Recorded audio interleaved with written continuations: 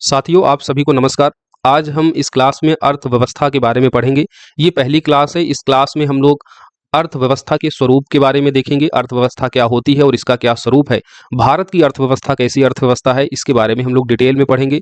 अर्थव्यवस्था के जो प्रकार होते हैं वो कई प्रकार के होते हैं, जैसे विश्व के साथ अंतर संबंधों के आधार पर, जिसमें हम लोग खुली अर्थव्यवस्था, बंद अर्थव्यवस्था को देखेंगे। फिर विकास के आधार पर विकसित, विकासशील, अल्प विकासशील अर्थव्यवस्थाएं होती हैं, इनके बारे में जानेंगे। संसाधनों के स्वामित्व के आधार पर पूंजीवादी, समाजवादी और मिश्रित अर्थव्यवस्था होती है।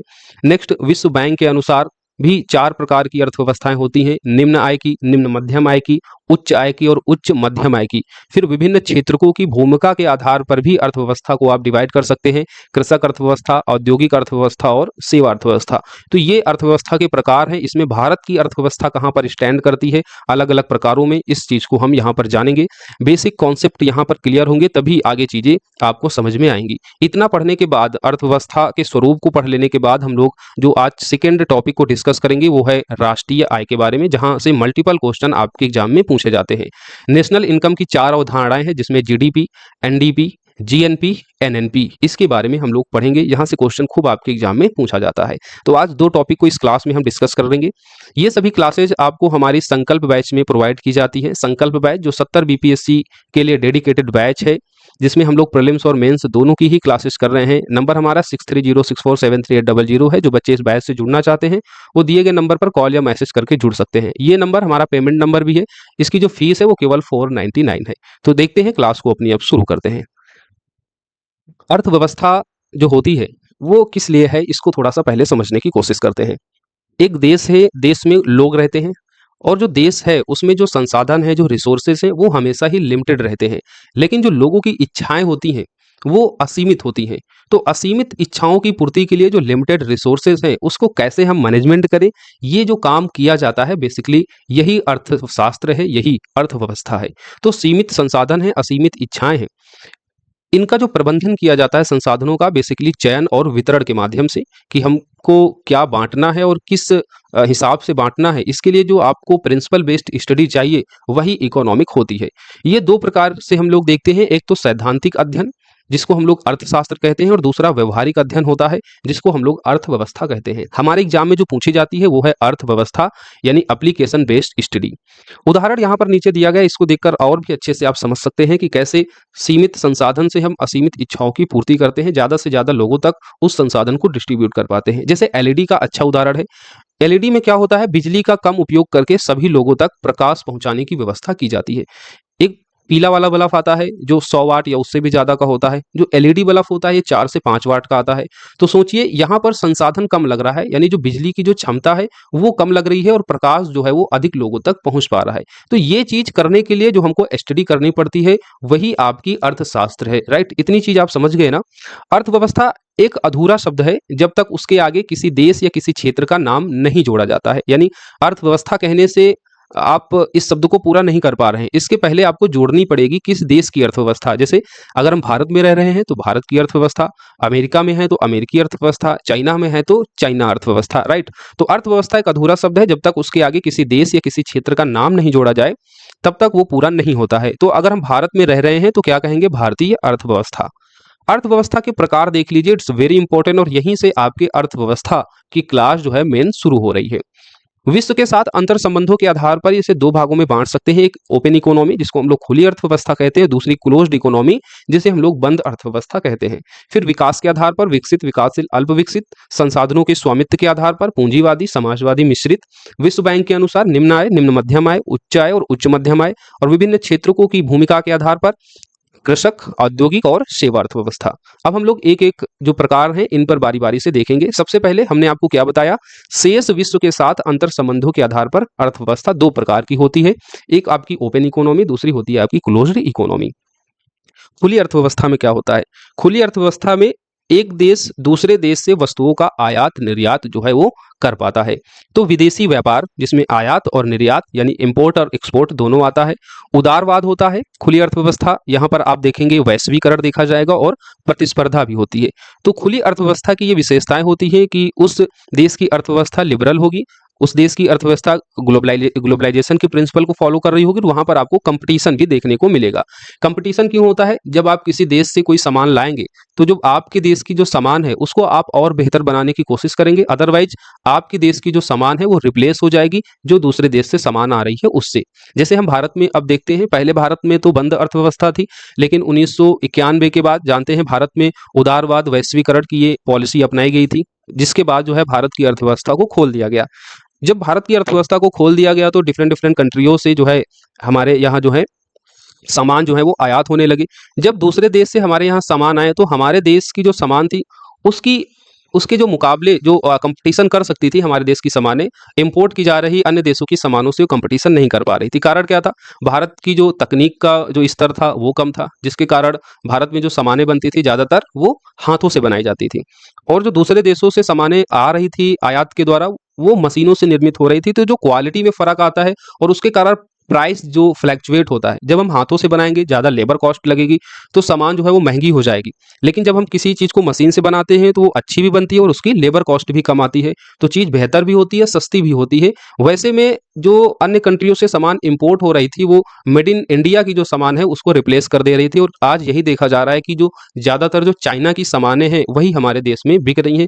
सीधा सा कारण है कि चाइना की सामान सस्ती होती है और बेहतर होती है, राइट? तो सस्ती होने के कारण हमारे देश की जो सामान है वो रिप्लेसमेंट हो गई। तो बंद अर्थव्यवस्था खुली अर्थव्यवस्था का सीधा सा मतलब ये होता है कि जब एक देश दूसरे देश से आयात निर्यात करता है तो वो ओपन इकोनॉमी होती है, लेकिन जब कोई देश दूसरे देश को ना तो सामान बेचता है ना तो वहां से खरीदता है तो वो बंद अर्थव्यवस्था होती है। हालांकि अब ऐसा कोई देश नहीं है जिसकी अर्थव्यवस्था पूरी तरीके से बंद हो। बंद अर्थव्यवस्था में होता क्या है, हमने आपको बता ही दिया कि एक देश दूसरे देश से निर्यात और आयात नहीं करता है। बंद अर्थव्यवस्था में संरक्षणवादी नीति अपनाई जाती है, यानी यहाँ पर जो देश का जो प्रोडक्ट होता है उसको संरक्षित किया जाता है, देश की बनी हुई सामानें रिप्लेसमेंट ना हो। तो इस तरीके की पॉलिसी अपनाई जाती है बंद अर्थव्यवस्था में, संरक्षणवादी नीति को यहाँ अपनाया जाता है। यह एक एक्चुअल में देखें तो आदर्श स्थिति है, क्योंकि इस स्थिति में एक देश के पास सभी आवश्यक संसाधन होने चाहिए, पूर्ण रूप से वो आत्मनिर्भर होना चाहिए। यानी अगर आप बंद अर्थव्यवस्था को अपनाते हैं तो आपके देश में एक ऐसी स्थिति होनी चाहिए कि आपके देश की जो लोगों की जरूरत है बदलते समय के अनुसार वो सभी चीजें उस देश में बनाई जाएं। अगर ऐसा नहीं होता है तो फिर आपके देशों को जो सामान है वो जरूरत के हिसाब से नहीं मिल पाएगा। कारण क्या है कि आप किसी दूसरे देश से चीजों को फिर इंपोर्ट नहीं कर पाएंगे अगर बंद इकोनॉमिक पॉलिसी को अपनाते हैं। तो एक आदर्श स्थिति है, किसी देश में ऐसी स्थिति पॉसिबल नहीं है कि हर चीज जो है उसी देश में बनाई जा सके। संसाधन सीमित है, नेचुरली वो डिस्ट्रीब्यूटेड है, तो कोई ना कोई संसाधन किसी ना किसी जो देश है वहाँ कम होगा, सीमित होगा, पर्याप्त लोगों तक नहीं पहुंच पाएगा उस संसाधन को। तो उसकी कमी को पूरा करने के लिए हमें दूसरे देश से चीज़ों को क्या करना पड़ता है, इंपोर्ट करना पड़ता है। सीधी सी बात है, जैसे आप भारत की इकोनॉमी को देखते हो, भारत के पास ऊर्जा के स्रोत नहीं है, जैसे डीजल पेट्रोल ये सब स्रोत नहीं है, तो इनकी कमी को पूरा करने के लिए हमें मध्य एशियन से क्या करना पड़ता है, डीजल पेट्रोल और अन्य ऊर्जा के संसाधनों को इंपोर्ट करना पड़ता है। वैसे कोई भी देश है उसके पास संसाधन सीमित होंगे, संसाधन सीमित ही हैं, नेचुरली वो डिस्ट्रीब्यूटेड हैं, तो किसी ना किसी देश में कोई संसाधन ज़्यादा होगा, कोई कम होगा। तो इस चीज़ को, ज़रूरत को पूरा करने के लिए कोई भी देश पूरी तरीके से बंद अर्थव्यवस्था को नहीं अपना सकता है, उसमें खुलापन जरूर होगा, तभी वो देश विकास के रास्ते में आगे बढ़ पाएगा। तो हमने बंद अर्थव्यवस्था खुली अर्थव्यवस्था को देख लिया है। भारत का जो झुकाव है वो 1991 के बाद से खुली अर्थव्यवस्था की तरफ हो गया, और वर्तमान में भारत पूरी तरीके से खुली अर्थव्यवस्था है। वास्तव में ऐसा कोई राष्ट्र नहीं है जिनकी अर्थव्यवस्था पूरी तरीके से बंद हो। अब हम विकास के विभिन्न अवस्थाओं के आधार पर देखेंगे अर्थव्यवस्था के प्रकार। जैसे विकसित अर्थव्यवस्था होती है, विकासशील होती है और अल्प विकसित होती है। विकसित अर्थव्यवस्था डेवलप इकोनॉमी क्या होती है, तो इसमें आप देखेंगे उच्च औद्योगिक विकास होता है, उच्च प्रति व्यक्ति आय होती है और उच्च तकनीकी यहाँ पर आपको ज्ञान देखने को मिलता है। विकसित अर्थव्यवस्था में ये सारी चीजें आपको देखने को मिलेगा। इंडस्ट्रियल डेवलपमेंट मिलेगा, हाई इंडस्ट्रियल डेवलपमेंट मिलेगा, यानी उच्च औद्योगिक विकास होगा। वहाँ के लोगों की जो पर कैपिटा इनकम होगी वो भी उच्च होती है, और जो टेक्निकल नॉलेज होती है लोगों के पास वो भी ज़्यादा होती है। और ऐसी अर्थव्यवस्था के उदाहरण हैं यूएसए, यूके और जापान।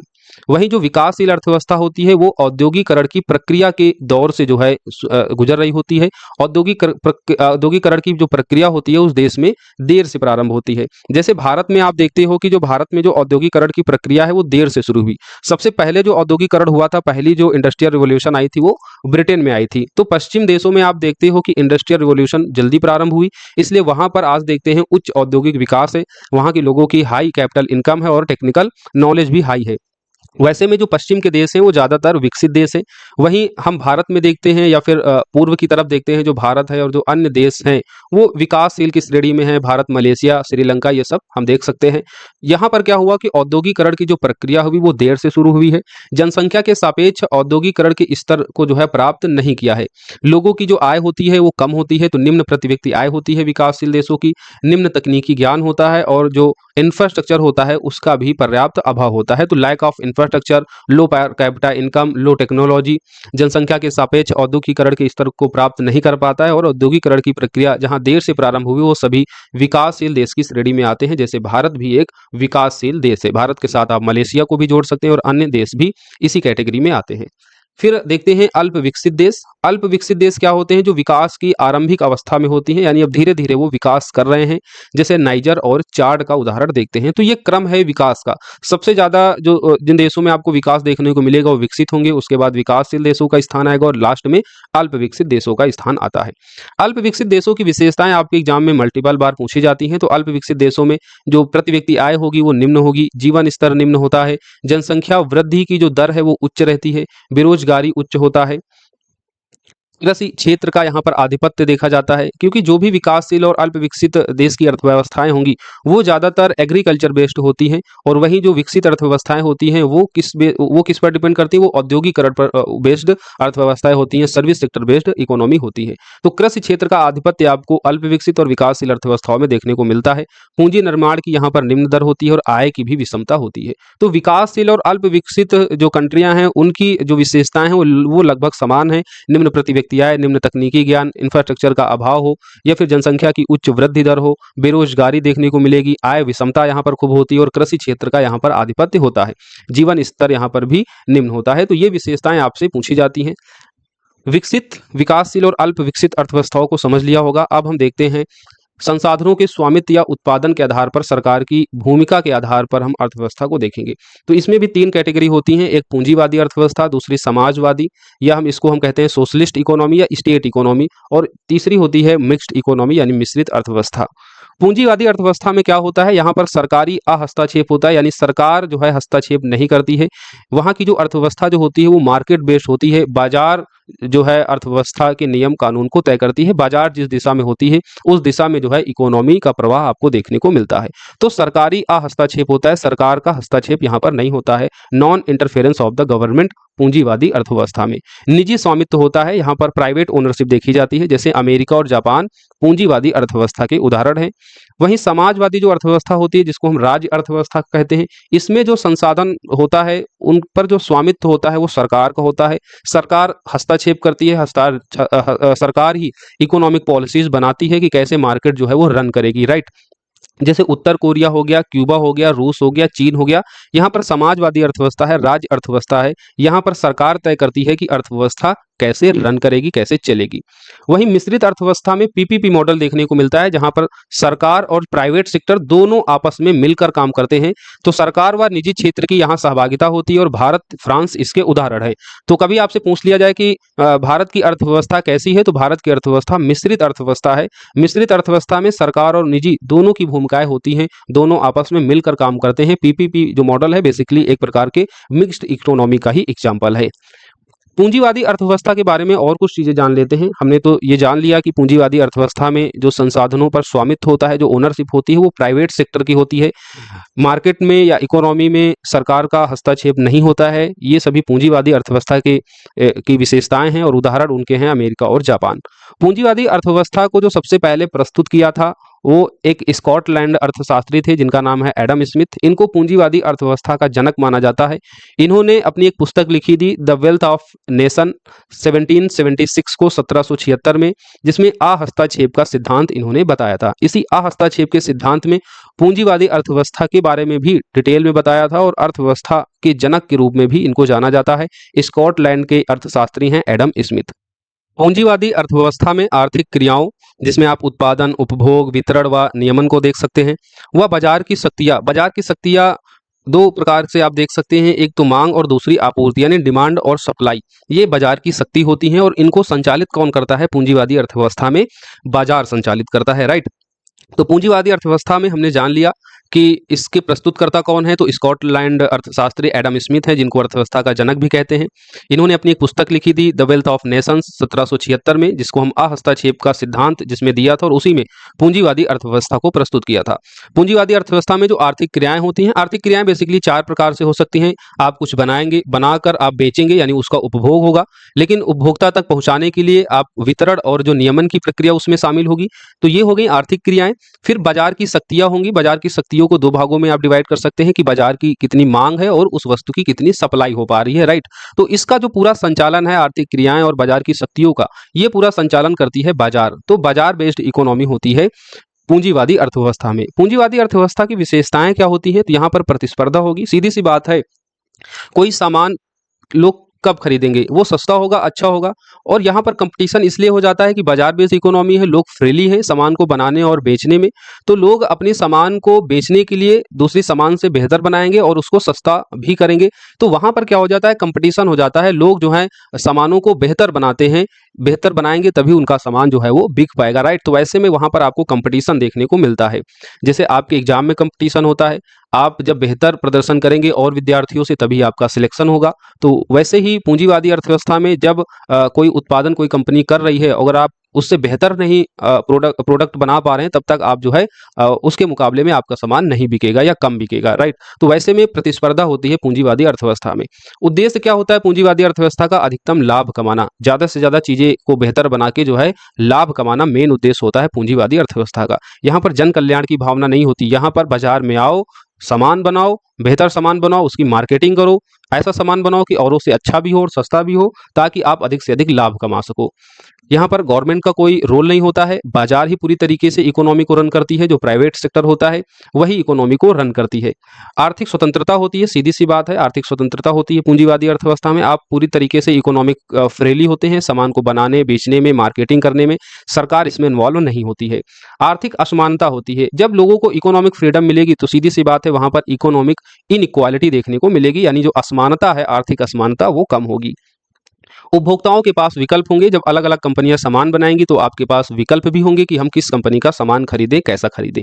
तो उपभोक्ताओं के पास विकल्प, आर्थिक असमानता का कम होना, आर्थिक स्वतंत्रता, अधिकतम लाभ कमाना और प्रतिस्पर्धा, ये सभी पूंजीवादी अर्थव्यवस्था की विशेषताएं हैं। अब अगर हम देखें समाजवादी अर्थव्यवस्था के बारे में, जिसे हम लोग सोशलिस्ट इकोनॉमी कहते हैं, इसके जो प्रस्तुतकर्ता हैं वो हैं जर्मन दार्शनिक कार्ल मार्क्स। अपनी पुस्तक दास कैपिटल जो 1867 में इन्होंने लिखी थी कार्ल मार्क्स के द्वारा, उसमें समाजवादी अर्थव्यवस्था को इन्होंने प्रस्तुत किया था। समाजवादी अर्थव्यवस्था में जो देश के जो संसाधन होते हैं और संसाधन के बाद जो उत्पादन उनका किया जाता है, जो आर्थिक क्रिया और बाजार की जो शक्तियां होती हैं, उन पर जो स्वामित्व होता है वो सरकार का स्वामित्व होता है। यानी इकोनॉमी को जो रन कराने का जो दायित्व होता है वो पूरी तरीके से सरकार के पास होता है। सरकार बाजार को क्या करती है, नियंत्रित करती है।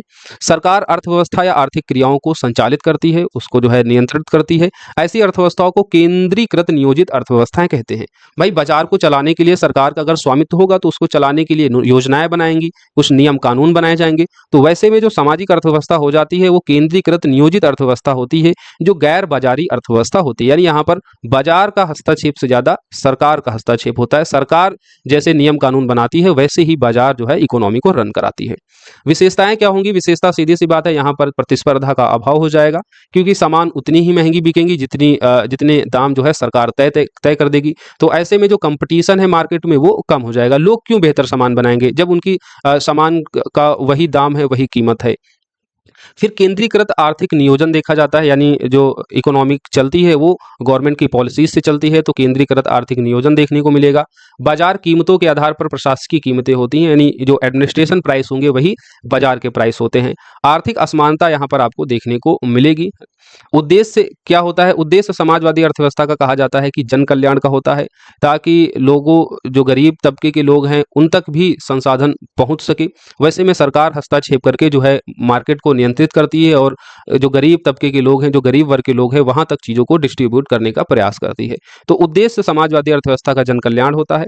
आर्थिक असमानता यहाँ पर देखने को आपको मिलेगी। केंद्रीकृत आर्थिक नियोजन होता है। बाजार कीमतें जो होती हैं वो प्रशासकीय कीमतें होती हैं, सरकार के द्वारा तय की गई कीमतें होती हैं। बाजार प्रतिस्पर्धा का अभाव आपको सामाजिक अर्थव्यवस्था में मिलेगा। अब आते हैं मिश्रित अर्थव्यवस्था। मिश्रित अर्थव्यवस्था को जो प्रस्तुत किया था वो ब्रिटिश अर्थशास्त्री जॉन मेनार्ड कीन्स के द्वारा प्रस्तुत किया गया था। इनकी पुस्तक थी the general theory of employment, interest and money. 1936 में इस पुस्तक को इन्होंने लिखा था और इसी पुस्तक में मिश्रित अर्थव्यवस्था के बारे में बात की थी। ये ब्रिटिश अर्थशास्त्री हैं जॉन मेनार्ड कीन्स। इनकी पुस्तक बहुत पूछी जाती है, तो याद रखिए the general theory of employment, interest and money. मिश्रित अर्थव्यवस्था के बारे में क्यों बात की थी जॉन मेनार्ड कीन्स ने? ये बात की थी जब वैश्विक महामंदी का दौर आया था 1929 में।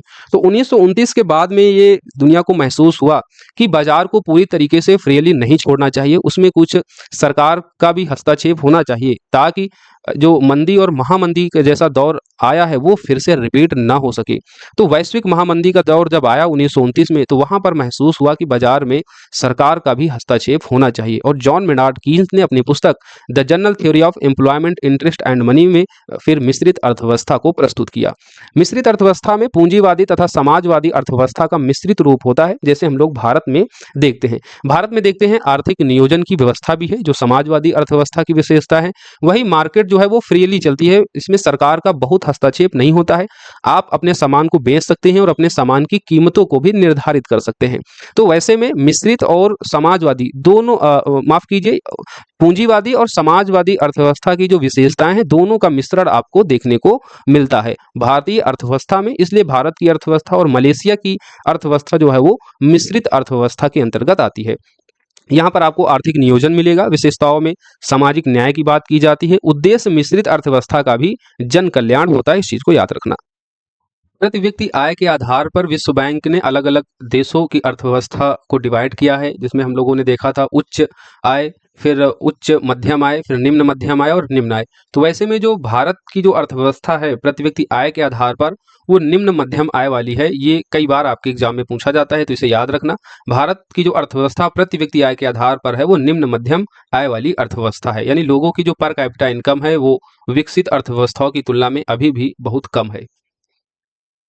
अब हम लोग देखेंगे विभिन्न क्षेत्रों की भूमिका के आधार पर अर्थव्यवस्था तीन प्रकार की होती है। कृषक अर्थव्यवस्था, एग्रीरियन इकोनॉमी और इंडस्ट्रियल इकोनॉमी, जिसको औद्योगिक अर्थव्यवस्था कहेंगे, फिर सर्विस इकोनॉमी यानी सेवा अर्थव्यवस्था।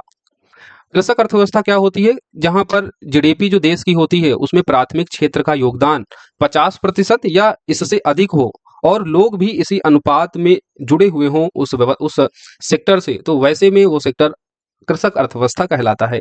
इसको और भी आसान भाषा में समझिए कि जो भारत की जीडीपी है, अगर भारत की जीडीपी में जो योगदान प्राइमरी सेक्टर का 50% से अधिक हो और 50% से अधिक लोग इस सेक्टर में जुड़े भी हों, तो वैसे में भारत की जो अर्थव्यवस्था है वो कृषक अर्थव्यवस्था हो जाएगी।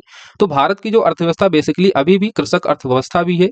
हालांकि इसमें जो पहली कंडीशन है वो फुलफिल तो नहीं कर पाता है भारत की जो जीडीपी है उसमें योगदान अगर देखते हैं तो सबसे ज्यादा सर्विस सेक्टर का है। इसीलिए हम कहते भी हैं कि जो भारत की जो अर्थव्यवस्था है वो कृषक अर्थव्यवस्था से सेवा अर्थव्यवस्था की तरफ क्या हो रही है, मूव ऑन हो रही है। लेकिन अभी भी भारत को कृषक अर्थव्यवस्था क्यों कहते हैं? क्योंकि भारत की अभी भी एक बड़ी आबादी प्राइमरी सेक्टर पर ही निर्भर है। अभी भी भारत की एक बड़ी आबादी 50% से ज्यादा वो कृषि क्षेत्र पर निर्भर है। इसलिए भारत की अर्थव्यवस्था को हम लोग कृषक अर्थव्यवस्था कहते हैं।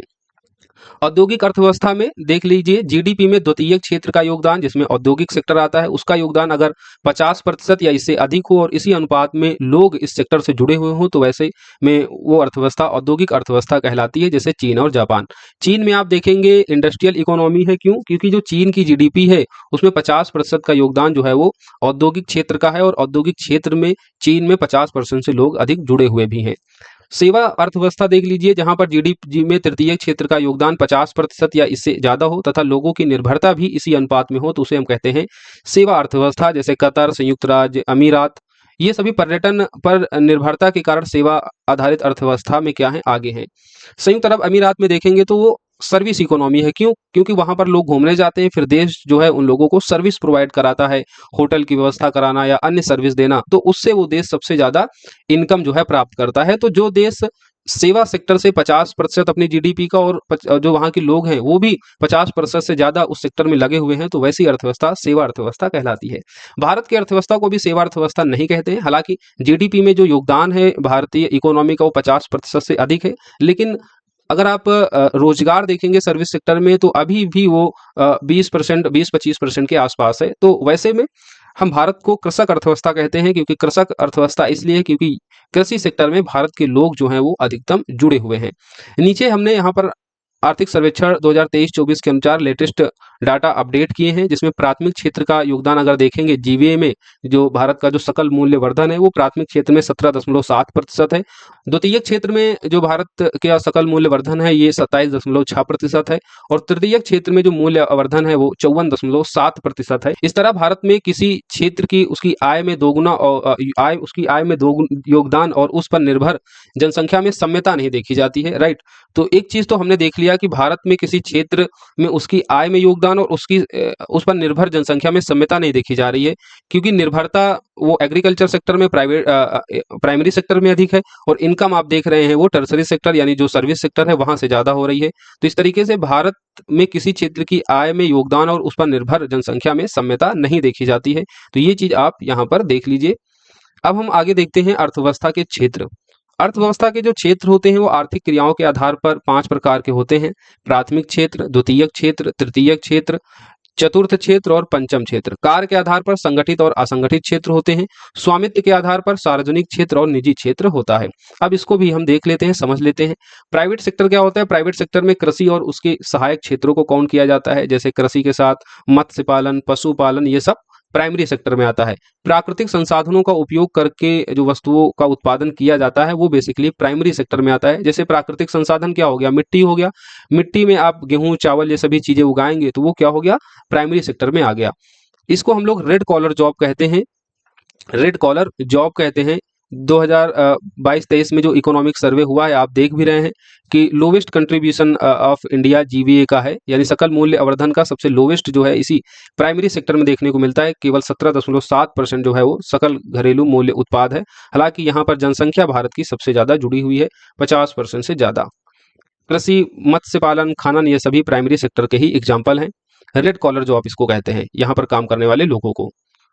सेकेंडरी सेक्टर क्या होता है? सेकेंडरी सेक्टर में आप इंडस्ट्रियल और मैन्युफैक्चरिंग सेक्टर के नाम से इसको जान सकते हैं। औद्योगिक और विनिर्माण क्रिया, यानी जो रॉ मटेरियल प्राइमरी सेक्टर में होगा, आप जब उससे कोई माल निर्मित करेंगे तो वो द्वितीयक क्षेत्र में आ जाता है। तो प्राथमिक क्षेत्र से प्राप्त कच्चे माल का मूल्य वर्धन करना, यहाँ पर जो लोग काम करने वाले होते हैं वो कुशल श्रमिक जो होते हैं उनको हम व्हाइट कॉलर जॉब कहते हैं, और वहीं जो अकुशल श्रमिक होते हैं, जो लेबर होता है, वो कहते हैं ब्लू कॉलर जॉब। यानी कोई कंपनी है जहाँ पर किसी चीज का प्रोडक्शन किया जा रहा है, किसी चीज को बनाया जा रहा है, तो वहां पर जो अधिकारी लेवल के जो लोग होते हैं, जो डिसीजन लेते हैं कंपनी में, जो काम करने वाले जो कुशल श्रमिक होते हैं, जो अच्छे श्रमिक होते हैं, उनको हम व्हाइट कॉलर जॉब कहते हैं। वहीं जो लेबर होता है, जो उस कंपनी में लेबर का काम करता है, मजदूरी करता है, उसको हम कहते हैं ब्लू कॉलर जॉब। इस्पात उद्योग, खाद्य प्रसंस्करण उद्योग, जो भी इंडस्ट्री होंगी वो सभी सेकेंडरी सेक्टर में आएंगी। सेकेंडरी सेक्टर का सीधा सा मतलब होता है कि प्राथमिक क्षेत्र से जो कच्चा माल होता है उसका मूल्यवर्धन कराना, यानी उसका जो है उत्पाद बनाना। खाद्य प्रसंस्करण, मान लीजिए टमाटर है, ये एक प्रकार का प्राइमरी सेक्टर का उत्पाद है, और उसके बाद इसका सॉस बन गया, चटनी बन गई, तो वो द्वितीयक क्षेत्र में आ गया, राइट। अब हम देखते हैं तृतीयक क्षेत्र, जिसको हम सेवा क्षेत्र भी कहेंगे। यह क्षेत्र विभिन्न सेवाओं जैसे परिवहन, बैंकिंग आदि के द्वारा प्राथमिक व द्वितीयक क्षेत्रों को सहायता प्रदान करता है, यानी प्राइमरी और सेकेंडरी सेक्टर को सहायता प्रदान करता है। मान लीजिए कोई रॉ मटेरियल हुआ तो उसको जो है एक स्थान से दूसरे स्थान तक भेजने के लिए आपको परिवहन की जरूरत पड़ेगी। फिर माल बनकर तैयार हुआ तो वो उपभोक्ताओं तक पहुंचाने के लिए आपको परिवहन की जरूरत पड़ती है, बैंकिंग की आवश्यकताएं होती है। तो इन सबको पूरा करने के लिए आप देखते हैं सर्विस सेक्टर होता है। तो यह क्षेत्र विभिन्न सेवाओं जैसे परिवहन, बैंकिंग आदि के द्वारा प्राथमिक व द्वितीयक क्षेत्रों को सहायता प्रदान करता है। भारतीय सकल मूल्य वर्धन में सर्वाधिक योगदान जो है वो सर्विस सेक्टर का ही है, 54.7%। ये लेटेस्ट इकोनॉमिक सर्वे का डाटा है। परिवहन, बैंक, होटल, सॉफ्टवेयर, ये सभी सेवाएं हम सर्विस सेक्टर में देखते हैं। अब आता है चतुर्थक क्षेत्र, जो क्वार्टरली सेक्टर कहते हैं। चतुर्थक और पंचम क्षेत्र बेसिकली सर्विस सेक्टर के ही सब पार्ट हैं, लेकिन इसमें अलग क्या होता है? चतुर्थक क्षेत्र, इस क्षेत्र के अंतर्गत ज्ञान आधारित उद्योगों को शामिल किया जाता है। जैसे आप कोई रिसर्च और डेवलपमेंट के कार्य में जुड़े हुए हैं, लोगों को पढ़ा रहे हैं, तो पढ़ाना एक सर्विस है, लेकिन ये ज्ञान आधारित है। ज्ञान के आधार पर जो चीजें रनअप कर रही हैं उसको हम चतुर्थक क्षेत्र में रखते हैं। इस क्षेत्र से संबंध गतिविधियां अनुसंधान और विकास पर केंद्रित होती हैं, यानी रिसर्च और डेवलपमेंट पर आधारित होती हैं। पीएचडी कर रहे हैं तो वो समझ लीजिए आप चतुर्थक क्षेत्र से जुड़े हुए हैं। फिर आता है पंचम क्षेत्र। इसके अंतर्गत उच्चतम स्तर पर नीतियों के निर्धारण एवं निर्णय प्रक्रिया से संबंधित गतिविधियों को शामिल किया जाता है। यानी अगर आप एसडीएम बन रहे हैं, आईएएस पीसीएस बन रहे हैं, तो आप पंचम क्षेत्र में प्रवेश करेंगे। क्योंकि इसके अंतर्गत उच्चतम स्तर पर नीतियों के निर्धारण और निर्णय लिए जाते हैं। आप एसडीएम बनेंगे तो आप उच्चतम स्तर की पॉलिसीज को बनाएंगे और उसका इंप्लीमेंट करेंगे और आप हायर डिसीजन अथॉरिटी होंगे। तो वैसे जो लोग जुड़े होते हैं उस क्षेत्र से उनको हम किस नाम से जानते हैं? कहते हैं गोल्डन कॉलर जॉब है उनका, राइट। तो ये तो हो गया क्षेत्र के आधार पर अर्थव्यवस्था के प्रकार। अब कार्य के आधार पर दो प्रकार से होता है, एक होता है संगठित, एक होता है असंगठित। रोजगार की शर्तें निश्चित और नियमित होती हैं तथा कर्मचारियों को सुनिश्चित कार्य व सामाजिक सुरक्षा मिलती है।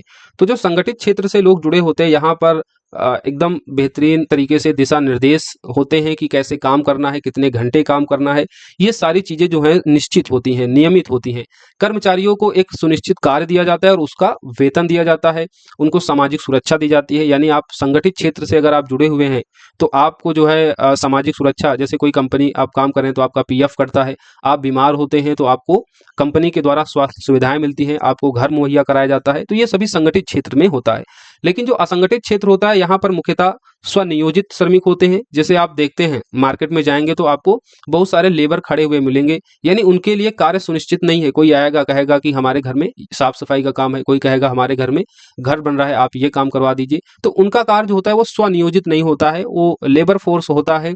वेतन भोगी होते हैं, जितना काम करेंगे उतना उनको पैसा मिलेगा। काम के घंटे भी यहाँ पर सुनिश्चित नहीं होते हैं। कोई 10 घंटे काम कराता है, कोई 12 घंटे काम कराता है, कोई 8 घंटे काम कराता है। तो वैसे स्वनियोजित श्रमिक वेतनभोगी मजदूरों को इसमें असंगठित क्षेत्र में शामिल किया जाता है। और भारत का एक बड़ा हिस्सा अभी भी असंगठित क्षेत्र में संलग्न है। अभी हम आगे देखेंगे कि भारत की जो राष्ट्रीय इनकम है उसको काउंट करने में असंगठित क्षेत्र एक बड़ी समस्या है, क्योंकि असंगठित क्षेत्र की इनकम का निर्धारण कैसा किया जाए इसके लिए जो कोई सुनिश्चित पॉलिसी नहीं है। क्यों नहीं है? क्योंकि उनका इनकम ही सुनिश्चित नहीं है। कोई कितना पैसे देकर काम करा लेता है, कोई कितने पैसे देके काम कराता है, कोई कितने घंटे काम कराता है। तो ना तो उनके घंटे निश्चित हैं, ना तो उनकी रोजगार की शर्तें निश्चित होती हैं। तो जो स्वनियोजित श्रमिक वेतनभोगी मजदूर होते हैं वो सभी असंगठित क्षेत्र में आते हैं और भारत का अभी भी एक बड़ा हिस्सा असंगठित क्षेत्र में संलग्न है। स्वामित्व के आधार पर सार्वजनिक और निजी क्षेत्र होता है। सार्वजनिक क्षेत्र यानी जो पब्लिक सेक्टर होता है, इसमें आप देखेंगे सरकार की जो हिस्सेदारी होती है वो 50% से अधिक होती है। जिस सेक्टर में सरकार की हिस्सेदारी 50% से कम होगी उसको हम कहते हैं प्राइवेट सेक्टर। जैसे आप बहुत सुनते होंगे कि उस सेक्टर को सरकार ने उसका निजीकरण कर दिया। निजीकरण करने का मतलब सीधा हो गया कि जो उस सेक्टर की जो शेयर धारिता है वो शेयर धारिता 50% से कम हो गई भारत सरकार की। और जिसमें भारत सरकार की शेयर धारिता 50% से ज्यादा होती है उसको पब्लिक सेक्टर माना जाता है, क्योंकि वहां पर जो डिसीजन होते हैं, जो पॉलिसीज बनती है वो गवर्नमेंट के द्वारा ही बनाई जाती हैं। और जहां पर सरकार की शेयर धारिता 50% से कम होगी उसको हम निजी सेक्टर में काउंट करते हैं। अब अर्थव्यवस्था की शाखाएं देख लेते हैं। अर्थव्यवस्था की दो शाखाएं होती हैं। एक होता है आपका व्यष्टि अर्थशास्त्र जिसमें हम लोग माइक्रो इकोनॉमिक्स को पढ़ते हैं, और दूसरा होता है समष्टि अर्थशास्त्र जिसमें हम लोग माइक्रो इकोनॉमिक्स के बारे में देखते हैं। माइक्रो का सीधा सा मतलब होता है सूक्ष्म, थोड़ा कम। तो व्यक्तिगत स्तर पर एक इकाई के रूप में आर्थिक गतिविधियों का अध्ययन हम व्यष्टि अर्थशास्त्र में करते हैं। जैसे आपकी पर्सनल इनकम कितनी है, बाजार में डिमांड कितनी है, उसकी सप्लाई कितनी है, ये सभी हम माइक्रो इकोनॉमिक्स में देखते हैं। इसके प्रमुख घटक क्या होते हैं? इसके प्रमुख घटक उपभोक्ता व्यवहार सिद्धांत को देखते हैं। उपभोक्ता व्यवहार सिद्धांत के आधार पर ही मार्केट की डिमांड और सप्लाई को देखा जा सकता है। यानी उपभोक्ताओं का व्यवहार किस तरफ रुख कर रहा है, क्या अधिक वो खरीदेगा तो उसी की जो डिमांड होगी ज्यादा होगी। जब मार्केट में जिस चीज की डिमांड ज्यादा होने लगती है तो फिर जो कंपनियां होती हैं उस चीज को बनाने भी ज्यादा लगती हैं। तो डिमांड और सप्लाई बेसिकली उपभोक्ता के व्यवहार पर ही निर्भर करता है। तो माइक्रो इकोनॉमिक्स के जो घटक है उसमें सबसे इंपॉर्टेंट, सबसे पहला है उपभोक्ता व्यवहार सिद्धांत। फिर उत्पादक व्यवहार सिद्धांत, यानी उपभोक्ता व्यवहार सिद्धांत तो ठीक है, लेकिन उसके अंगेंस्ट में कंपनियां उस प्रोडक्ट को बना रही है नहीं बना रही है, उसका उत्पादन कर रही है नहीं कर रही है, तो ये आ जाता है उत्पादक व्यवहार सिद्धांत। फिर कीमत व्यवहार सिद्धांत, तो आपकी पर्सनल इनकम जितनी है उस आधार पर वस्तुओं की क्या कीमत है तभी आप मार्केट से उसको खरीदेंगे। मान लीजिए आपकी 50,000 रुपए इनकम है और मार्केट में चीजें बहुत ज्यादा महंगी हो गई हैं। जैसे टमाटर 400 रुपए केजी हो गया था, तो अब कीमत जो है आप की जो पर्सनल इनकम है डायरेक्ट उस पर इंटरफेस करेगी और अब आप डिसीजन लेंगे कि 400 केजी टमाटर हमको लेना है या नहीं लेना है। 40 केजी होगी तो आपका व्यवहार अलग होगा और 400 केजी टमाटर होगा तो आपका व्यवहार अलग होगा। तो व्यष्टि अर्थशास्त्र में हम व्यक्तिगत स्तर पर इकाई के रूप में आर्थिक आर्थिक गतिविधियों का अध्ययन करते हैं, जिसमें आप पर्सनल इनकम, डिमांड और सप्लाई को देखेंगे। और इसके जो प्रमुख घटक होंगे वो उपभोक्ता व्यवहार सिद्धांत, उत्पादक व्यवहार सिद्धांत और कीमत व्यवहार सिद्धांत होगा। वही जो समष्टि अर्थशास्त्र है, और समष्टि अर्थशास्त्र को ही हम डिटेल में पढ़ते हैं, यही बेसिकली अर्थशास्त्र है, क्योंकि यहाँ पर जो हम अध्ययन करते हैं वो सामूहिक स्तर पर करते हैं, समग्र आर्थिक गतिविधियों का अध्ययन करते हैं, जिसमें हम लोग नेशनल इनकम, कुल मांग कितनी है और कुल आपूर्ति कितनी है। यहाँ पर मांग जो आपूर्ति है वो व्यक्तिगत स्तर पर है और यहाँ पर जो मांग और आपूर्ति है वो सामूहिक स्तर पर है। तो समष्टि अर्थशास्त्र को ही हम स्टडी करते हैं। तो समष्टि अर्थशास्त्र में राष्ट्रीय आय जो होती है ये भी समष्टि अर्थशास्त्र का ही हिस्सा है। आपसे एग्जाम में पूछा जाता है कि राष्ट्रीय आय का लेखांकन अर्थशास्त्र की किस शाखा का हिस्सा है, व्यष्टि का है या समष्टि का है, तो आप क्या बताएंगे, समष्टि अर्थशास्त्र का हिस्सा है। बाजार की कुल मांग और कुल आपूर्ति ये समष्टि अर्थशास्त्र में आएगी और व्यक्तिगत आय, व्यक्तिगत मांग और व्यक्तिगत आपूर्ति ये सभी व्यष्टि अर्थशास्त्र का हिस्सा होंगी। तो अगर व्यक्तिगत स्तर पर आप आर्थिक क्रियाओं की गतिविधियों का अध्ययन कर रहे हैं तो वो माइक्रो इकोनॉमिक्स होगा और सामूहिक स्तर पर समग्र आर्थिक क्रियाओं की गतिविधियों का अध्ययन करते हैं तो मैक्रो इकोनॉमिक्स होता है। इसके घटक क्या होते हैं, जो मैक्रो इकोनॉमिक्स के घटक होते हैं उसमें आप संतुलित उत्पाद, रोजगार से संबंधित सिद्धांत देखेंगे, जो राजकोषीय नीति होती है, सरकार की जो फिजिकल पॉलिसीज होती हैं वो, और बैंक की जो मॉनेटरी पॉलिसी होती है यानी जो मौद्रिक नीतियां होती हैं उसको हम समष्टि अर्थशास्त्र में पढ़ते हैं। मुद्रास्फीति, मुद्रा अवस्फीति यानी इन्फ्लेशन और डिफ्लेशन, जो सरकार का बजट आता है, मुद्रा की आपूर्ति, साख सर्जन और भुगतान संतुलन यानी बैलेंस ऑफ पेमेंट, ये सभी समष्टि अर्थशास्त्र के घटक हैं और इन्हीं को हम आगे पढ़ेंगे, यही आपके एग्जाम में आता है। चलिए अब हम उत्पादन के कारक को देख लेते हैं। उत्पादन के कारक, फैक्टर ऑफ प्रोडक्शन, ये चीज आपके लिए इंपॉर्टेंट है, यहां से डायरेक्ट प्रश्न बनता है, निम्नलिखित में से कौन सा घटक समष्टि अर्थशास्त्र में शामिल नहीं है। तो आपको पता होना चाहिए समष्टि और व्यष्टि अर्थशास्त्र में क्या बेसिक डिफरेंट है और उनके क्या घटक हैं। तो व्यष्टि के घटक हमने देख लिए, उपभोक्ता व्यवहार, उत्पादक व्यवहार, कीमत आधार। बाकी के जो सारे घटक हैं सामूहिक स्तर पर जहां पर समग्र गतिविधियों का अध्ययन करते हैं, संतुलित उत्पाद, रोजगार से संबंधित सिद्धांत, physical policy, monetary policy, inflation, deflation, सरकार का बजट, मुद्रा आपूर्ति, साख सृजन, बैलेंस ऑफ पेमेंट्स, ये सभी समष्टि अर्थशास्त्र के हिस्सा हैं। उत्पादन के कारक वे कारक हैं जिनके माध्यम से उत्पादन प्रक्रिया संपन्न होती है, यानी आप किसी चीज का प्रोडक्शन कर रहे हैं तो उसमें कौन कौन से फैक्टर इन्वॉल्व होते हैं। तो उसमें सबसे पहला फैक्टर होता है भूमि, यानी मान लीजिए आपको किसी चीज का प्रोडक्शन करना है तो सबसे पहले आपको अगर कंपनी लगानी है उस चीज के प्रोडक्शन के लिए तो एक तो भूमि होनी ही चाहिए और पैसा। दूसरी चीज क्या है, पैसा। मान लीजिए अब आपके पास भूमि है लेकिन पैसा नहीं है, तब भी आप चीजों का प्रोडक्शन नहीं कर पाएंगे। फिर भूमि होगी, पैसा हो गया, तो उस प्रोडक्शन के लिए आपको लेबर लगेगा, तो श्रम शक्ति लगेगी। उसके बाद उद्यमशीलता यानी एंटरप्रेन्योरशिप जिसे कहते हैं, व्यक्ति की जोखिम लेने की क्षमता। ये उत्पादन के चार प्रमुख कारक हैं, भूमि, पूंजी यानी कैपिटल, धन, श्रम जिसमें आप आता है तीसरे पर, और उद्यमशीलता। और यहाँ पर आप देखते हो उत्पादन के कारकों में भारत में जो उपलब्ध है वो देखते हैं कि भारत में भूमि उपलब्ध है यानी उत्पादन के लिए प्रयुक्त संसाधन। ऐसा नहीं है कि भूमि में आप केवल जमीन ही लिखेंगे, जो नेचुरल रिसोर्सेज है वो सभी चीजें हम लैंड में कंसीडर करते हैं। तो भारत के पास नेचुरल रिसोर्सेज है, लैंड है, और दूसरी चीज जनसंख्या है, यानी भारत के पास लेबर भी है, व्यक्ति की शारीरिक शक्ति भी है। भारत के पास जो कमी है वो दो चीजों की कमी है उत्पादन के कारकों में। दो चीजें तो हैं, दो चीजों की कमी है। एक तकनीकी की कमी है यानी कैपिटल, कैपिटल में हम तकनीक और धन दोनों को कंसीडर करते हैं। तो भारत के पास कैपिटल की कमी है, पूंजी निर्माण कम है, और दूसरा उद्यमशीलता यानी एंटरप्रेन्योरशिप की कमी है, व्यक्ति की जोखिम लेने की क्षमता कम है। यानी आप अगर कुछ चीज का प्रोडक्शन कर रहे हैं, तीन चीजें हैं, लेकिन अगर आपके पास जोखिम लेने की क्षमता नहीं है तो आप उस कंपनी को बहुत दूर तक ग्रो अप नहीं कर पाएंगे जब तक आपके पास जोखिम लेने की क्षमता नहीं होगी। तो जोखिम लेने की क्षमता भी जो क्या है, एक उत्पादन के कारकों का एक हिस्सा है, राइट।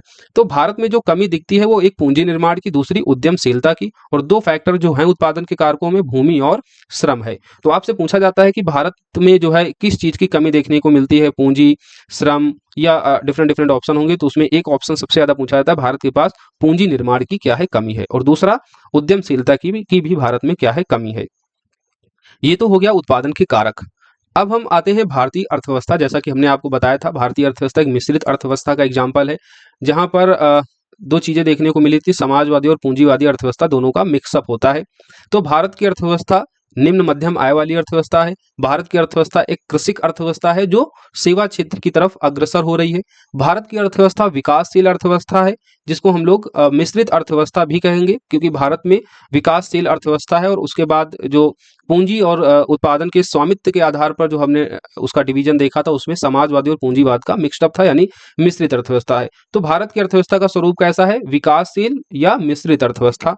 अब भारतीय अर्थव्यवस्था की विशेषताएं देख लीजिए। तो भारतीय अर्थव्यवस्था की वही विशेषताएं होंगी जो विकासशील अर्थव्यवस्था की होती हैं। एक कृषक प्रधान अर्थव्यवस्था होगी, पूंजी निर्माण का यहाँ पर निम्न स्तर होगा, पूंजी निर्माण की निम्न दर होगी, अत्यधिक जनसंख्या होगी और जनसंख्या वृद्धि दर भी होगी, बेरोजगारी, निम्न प्रति व्यक्ति आय, औद्योगिक पिछड़ापन, तकनीकी पिछड़ापन, आयात पर निर्भरता, निरक्षरता, आय की विषमता, योजनाओं पर व्यय और मिश्रित अर्थव्यवस्था। तो भारत की अर्थव्यवस्था की ये डिफरेंट डिफरेंट जो आप फीचर्स देख रहे हैं, आपके एग्जाम में बहुत बार पूछा जाता है, तो याद रखिए भारतीय अर्थव्यवस्था की कौन कौन सी विशेषता हैं। कृषि प्रधान है, पूंजी निर्माण की निम्न दर है, अत्यधिक जनसंख्या या कह सकते हैं जनसंख्या वृद्धि दर ज्यादा है, बेरोजगारी, निम्न प्रति व्यक्ति आय, औद्योगिक पिछड़ापन, तकनीकी पिछड़ापन, आयात पर निर्भरता, निरक्षरता, आय की विषमता, योजनाओं पर व्यय और मिश्रित अर्थव्यवस्था। विकास का भारतीय जो मॉडल है वो व्यक्ति और राज्य दोनों की हितों की सुरक्षा करता है, इसलिए इसको हम मिश्रित मॉडल भी कहते हैं, राइट। तो पूंजीवादी जो मॉडल होता है वो बेसिकली व्यक्ति की सुरक्षा की बात करता है, क्योंकि वहां पर आर्थिक क्रियाओं को पूरी तरीके से फ्रीली कर दिया जाता है मार्केट के ऊपर। वहीं समाजवाद में क्या होता है, वहां पर राज्य को प्रोटेक्ट किया जाता है, संरक्षणवादी नीतियां लाई जाती हैं, लेकिन भारत में इन दोनों का ही मिश्रण है। इसलिए भारतीय विकास का जो मॉडल है वो व्यक्ति और राज्य दोनों की हितों की सुरक्षा करता है। एक बार ये क्वेश्चन पूछा जा चुका है कि विकास का भारतीय मॉडल किसकी सुरक्षा करता है, तो आप क्या बताएंगे, व्यक्ति और राज्य दोनों की, व्यक्ति और राज्य दोनों की, राइट। आगे हमने आर्थिक विकास के निर्धारक तत्वों के बारे में बताया है, जहां से प्रश्न आपके एग्जाम में पूछा जाता है। दो तत्व होते हैं आर्थिक विकास के निर्धारण में, एक होता है आर्थिक तत्व, दूसरा होता है गैर आर्थिक तत्व। आर्थिक तत्व में सभी आर्थिक क्रियाएं जो सम्मिलित होती हैं, जिसमें आप नेचुरल रिसोर्सेज को देखते हैं, प्राकृतिक संसाधन जो होता है वो भी आर्थिक तत्व है, श्रम शक्ति यानी किसी चीज को उत्पादन करने के लिए श्रम शक्ति लगती है, पूंजी निर्माण लगता है, तकनीकी नवाचार होना चाहिए, पूंजी उत्पाद, ये सभी क्या है, ये सभी आर्थिक तत्व हैं आर्थिक विकास में, राइट। तो आर्थिक तत्व में प्राकृतिक संसाधन, श्रम शक्ति, जनसंख्या, वही हो गया, श्रम शक्ति जनसंख्या दोनों का एक ही मतलब हो गया, पूंजी निर्माण, तकनीक और नवाचार, पूंजी उत्पाद, ये सभी आर्थिक तत्व हैं। वहीं गैर आर्थिक तत्व में उस देश का सामाजिक घटक कैसा है, धार्मिक घटक कैसा है, राजनीतिक घटक, अंतर्राष्ट्रीय घटक और वैज्ञानिक घटक, ये सारी चीजें आती हैं। यानी समाज का क्या टेम्परामेंट है, समाज कैसे सोचता है, कैसे रहता है, ये सारी चीजें आर्थिक विकास को निर्धारित करती हैं। हालांकि गैर आर्थिक तत्व हैं, धार्मिक घटक भी डिपेंड करता है, राजनीतिक घटक, किसी देश की राजनीति कितनी स्टेबल है, ये सारी चीजें भी डिपेंड करती हैं, क्योंकि अल्टीमेट जो हायर डिसीजन अथॉरिटी होती है वो देश की सरकार ही होती है। फिर अंतर्राष्ट्रीय घटक, हमारे देश के संबंध किसी देश के साथ कैसे हैं, क्योंकि अब भारत की या फिर किसी भी देश की अर्थव्यवस्था हो वो बंद अर्थव्यवस्था तो है नहीं, हम अपनी आवश्यकताओं को जो हमारे यहाँ फुलफिल नहीं हो पा रही उनको किसी दूसरे देश से हम इम्पोर्ट करते हैं, तो अंतर्राष्ट्रीय घटक भी इन्वॉल्व हो जाता है आर्थिक विकास में। फिर वैज्ञानिक घटक भी होता है, अगर किसी देश की लोगों में अगर परंपरावादी रूढ़वादी विचार हैं तो वो देश जो है वर्तमान दौर के साथ में नहीं चल पाता है, तकनीकी विकास नहीं हो पाता है, तो विकास के दौर में कहीं ना कहीं पीछे हट जाता है। वहीं अगर देश के लोगों में वैज्ञानिक वैचारिकता है, तार्किकवाद है, तो वहाँ पर रिसर्च और डेवलपमेंट ये चीज़ें होंगी, नवाचार, तकनीकी नवाचार है, तकनीक का जो विकास है वो हायर लेवल पर होगा। तो आर्थिक विकास के गैर निर्धारक तत्व हैं और ये तत्व भी देश के विकास में एक बड़ा योगदान देते हैं। अगर आपके यहाँ आर्थिक तत्व बेहतर हैं और गैर आर्थिक तत्व बेहतर नहीं है तो भी आपके देश का विकास नहीं होगा। तो आर्थिक विकास के निर्धारण में दोनों ही तत्वों का बेहतर होना जरूरी है। आर्थिक तत्व भी होने चाहिए जिसमें प्राकृतिक संसाधन, श्रम शक्ति, पूंजी निर्माण, तकनीक, नवाचार, पूंजी उत्पाद, ये सभी शामिल हैं। और गैर आर्थिक तत्वों में समाज, धर्म, राजनीति, अंतर्राष्ट्रीय संबंध और वैज्ञानिक घटक ये सभी शामिल हैं। अब हम आएंगे राष्ट्रीय आय पर, नेशनल इनकम पर। एक लंबी क्लास है, मुझे पता है आप लोग थक गए हैं, तो जो बच्चे थक गए हैं वीडियो वो थोड़ी देर पॉज करके अपना जाइए, चाय वाय पी के आइए, फिर क्लास को अटेंड कीजिए। लेकिन हम तो क्लास में पढ़ाएंगे, आपके पास ये सुविधा है कि क्लास को रोक सकते हैं, थोड़ी देर बाद देख सकते हैं, राइट। राष्ट्रीय आय जो है इसके चार अवधारणाएं होती हैं, जीडीपी यानी सकल घरेलू उत्पाद, फिर एनडीपी यानी शुद्ध घरेलू उत्पाद, फिर जीएनपी आता है, जीएनपी को क्या कहते हैं, सकल राष्ट्रीय उत्पाद, और फिर आता है एनएनपी। एनएनपी का क्या मतलब होता है, शुद्ध राष्ट्रीय उत्पाद। तो जीडीपी, एनडीपी, जीएनपी और एनएनपी ये राष्ट्रीय आय के चार अवधारणाएं हैं। राष्ट्रीय आय को हमने आपको बताया भी था कि ये समस्त अर्थशास्त्र के अंतर्गत आएगा। अब हम एक एक करके इन अवधारणाओं को देखते हैं। सबसे पहले जीडीपी के बारे में देख लेते हैं, यानी सकल घरेलू उत्पाद क्या होता है। किसी देश की भौगोलिक सीमा के भीतर एक वित्तीय वर्ष को 1 अप्रैल से 31 मार्च तक काउंट किया जाता है। तो वित्तीय वर्ष में उत्पादित समस्त अंतिम वस्तुओं एवं सेवाओं का कुल मौद्रिक मूल्य उस देश का जीडीपी कहलाता है। जीडीपी की गणना में 3 गतिविधियां शामिल होती हैं, जिसमें उत्पादन, आय और व्यय गतिविधियां। कि इसमें एक चीज याद रखना कि इसमें मूल्य ह्रास शामिल नहीं होता है। इसमें अंतिम रूप से वस्तु का उत्पादन और जो सेवाओं का मौद्रिक मूल्य होता है वो चीज शामिल होती है। और इस मौद्रिक मूल्य में तीन गतिविधियां आ जाएंगी कि जो प्रोडक्शन हो रहा है वो शामिल होगा, और उसमें कितनी आय हो रही है और कितना व्यय हो रहा है, ये सभी सकल घरेलू उत्पाद में आएगा, राइट। तो मूल्य ह्रास इसमें शामिल नहीं होता है। कई बार क्वेश्चन में ये दिया जाता है, निम्नलिखित में से सकल घरेलू उत्पाद की गतिविधियों में शामिल नहीं है उत्पादन, आय, व्यय, मूल्य ह्रास। तो मूल्य ह्रास जो है वो सकल घरेलू उत्पाद का घटक नहीं है, राइट। अब इसको समझ लीजिए भौगोलिक सीमा क्या होती है। भौगोलिक सीमा का मतलब हमने यहाँ पर बता दिया है कि आर्थिक सीमा एक देश की सरकार द्वारा प्रशासित वह भौगोलिक सीमा है। भौगोलिक सीमा में ही आप आर्थिक सीमा को भी देख सकते हैं, यानी किसी देश की आर्थिक सीमा उसकी अपनी भौगोलिक सीमा होगी जिसमें व्यक्तियों, वस्तुओं और पूंजी का निर्बाध संचालन होता है। अब ये जो भौगोलिक सीमा है ये कहाँ कहाँ पर आप देखेंगे, इसमें शामिल होता है देश की राजनीतिक सीमा जिसमें समुद्री और आकाशीय क्षेत्र दोनों शामिल होते हैं। यानी हमने आपको जब इंडियन ज्योग्राफी पढ़ाया था तो उसमें हमने आपको क्या बताया था, सी एक्सटेंशन दिखाया था। सी एक्सटेंशन जो भारत का है वो कहाँ तक है, वो है आपका 200 किलोमीटर तक। जहां तक आप देखते हैं भारत का आर्थिक अनन्य क्षेत्र है जिसको हम लोग EEZ कहते हैं, राइट। आर्थिक अनन्य क्षेत्र जो 200 किलोमीटर तक है, और इसको निर्धारित कौन करता है, एक अंतरराष्ट्रीय संगठन है अनक्लॉस। तो अगर किसी देश की सीमा समुद्र से लगती है तो उस देश की जो समुद्र की जो सीमा होती है उसकी अपनी सीमा होती है, उसको कई कैटेगरी में डिवाइड करते हैं। समुद्र की सीमा को हम नॉटिकल मील से देखते हैं, तो पहला होता है आपका 12 नॉटिकल मील, जिसको हम उस देश का प्रादेशिक क्षेत्र कहते हैं जहां पर पूरी तरीके से उस देश का संप्रभु होता है। फिर 12 से आते हैं तो 24 नॉटिकल मील। 24 नॉटिकल मील में भी भारत का या फिर उस देश का एकाधिकार होता है।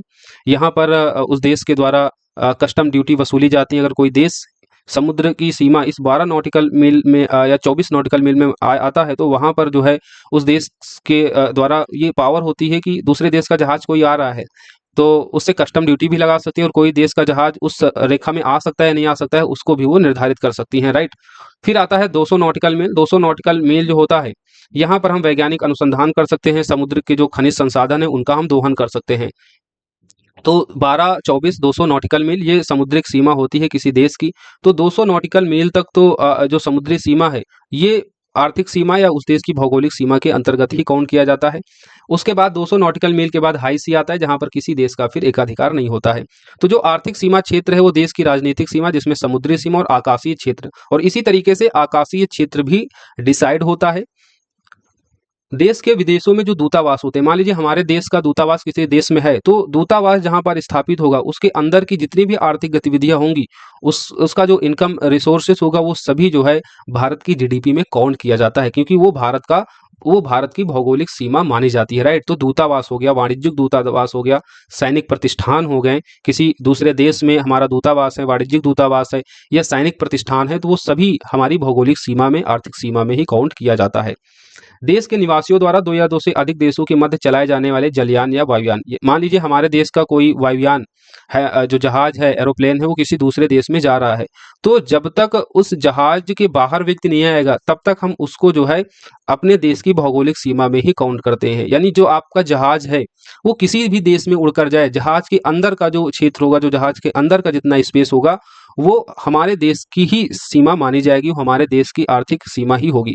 तो जहाज के अंदर जितनी भी आर्थिक गतिविधियां हो रही हैं, वाणिज्यिक दूतावास किसी देश में है, सैन्य दूतावास है, और भी जितने भी दूतावास होते हैं वो, और जो समुद्री और आकाशीय क्षेत्र है जिसको हम भारत की भौगोलिक सीमा के अंतर्गत मानते हैं, यहाँ पर जितनी गतिविधियां होंगी, आर्थिक गतिविधियां, वो सभी GDP में काउंट होती हैं। GDP में जो सबसे इंपॉर्टेंट है वो भौगोलिक सीमा है। इस भौगोलिक सीमा के अंदर चाहे कोई भारतीय आर्थिक गतिविधियों के द्वारा इनकम जनरेट कर रहा हो या कोई गैर भारतीय यानी कोई निवासी हो, उन सभी की जो इनकम होती है उसको हम GDP में काउंट करते हैं। इसमें बस मायने क्या रखता है, मायने रखता है भौगोलिक सीमा।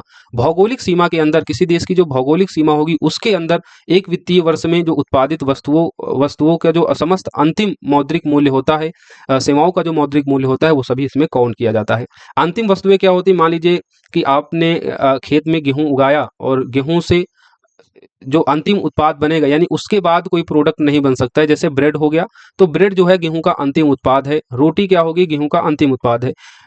गेहूं आपका अंतिम उत्पाद नहीं है, क्योंकि गेहूं से फिर आटा बनेगा, फिर आटा के बाद जो ब्रेड और रोटी बनती है ये आपका अंतिम उत्पाद होता है। और जीडीपी में हम अंतिम उत्पाद को ही काउंट करते हैं, राइट। तो जीडीपी समझ लिए आप कि भौगोलिक सीमा के अंदर चाहे कोई भारतीय हो या गैर भारतीय हो, उसके द्वारा जो भी आर्थिक गतिविधियां की जा रही हैं, उसके द्वारा जो भी इनकम जनरेट की जा रही हो, उसका अंतिम और मौद्रिक अंतिम मूल्य जो होता है उन वस्तुओं और सेवाओं का एक वित्तीय वर्ष में, उसको हम जीडीपी में काउंट करते हैं। जीडीपी की गणना में 3 विधियां होती हैं: उत्पादन, आय और व्यय। वर्तमान में जीडीपी के आधार पर भारत दुनिया की 5वीं सबसे बड़ी अर्थव्यवस्था है। जो भारत से 4 बड़ी अर्थव्यवस्थाएं हैं जीडीपी के मामले में, उसमें यूएसए आता है, चीन आता है, जापान है और जर्मनी है। तो अमेरिका, चीन, जापान, जर्मनी के बाद भारत 5वीं सबसे बड़ी अर्थव्यवस्था है जीडीपी के मामले में। वहीं जो क्रय शक्ति क्षमता होती है, जो परचेजिंग पावर होती है, उसके आधार पर भारत तीसरी अर्थव्यवस्था है चीन, यूएसए के बाद में। तो 2 चीजें आपको याद रखना है, जीडीपी के आधार पर भारत दुनिया की 5वीं बड़ी अर्थव्यवस्था है और क्रय शक्ति क्षमता के आधार पर भारत दुनिया की तीसरी बड़ी अर्थव्यवस्था है। जीडीपी के बाद देखते हैं हम लोग शुद्ध घरेलू उत्पाद। शुद्ध घरेलू उत्पाद में बस इतना आपको करना है कि जीडीपी में आपको घिसावट या मूल्य ह्रास को कम कर देना है। मान लीजिए आपने कोई कार खरीदी 10 लाख की, और अगर आप उसको 1 साल के बाद बेचेंगे तो वो 10 लाख की तो बिकेगी नहीं, क्योंकि आपकी जो वस्तु है वो 1 साल वो चली है, तो 1 साल चलने पर उसमें कुछ घिसावट आई होगी। जो घिसावट आई है उसके कारण क्या होगा, उसके मूल्य में एक ह्रास आएगा। यानी अगर आपने 10 लाख की बेची, तो जितना आप उसको ज्यादा चलाएंगे, जितनी वस्तु डैमेज होगी, उसका मूल्य आगे उतना ही कम हो जाएगा। तो मान लीजिए आपने एक कार 10 लाख की खरीदी और 1 साल के बाद वो 8 लाख की उसकी मांग है, वो 8 लाख की बिक रही है, तो देख रहे हैं तो 2 लाख रुपए जो है वो मूल्य ह्रास हुआ है। और ये मूल्य ह्रास किसके कारण आया है, वस्तु की घिसावट के कारण, जो वस्तु चल गई है। तो जो वस्तु जीडीपी होती है उसमें अगर हम घिसावट या मूल्य ह्रास को घटा देते हैं तो वो शुद्ध घरेलू उत्पाद माना जाता है। तो शुद्ध घरेलू उत्पाद किसी भी अर्थव्यवस्था का वह जीडीपी है जिसमें एक वित्तीय वर्ष के दौरान होने वाली घिसावट को घटाकर प्राप्त किया जाता है।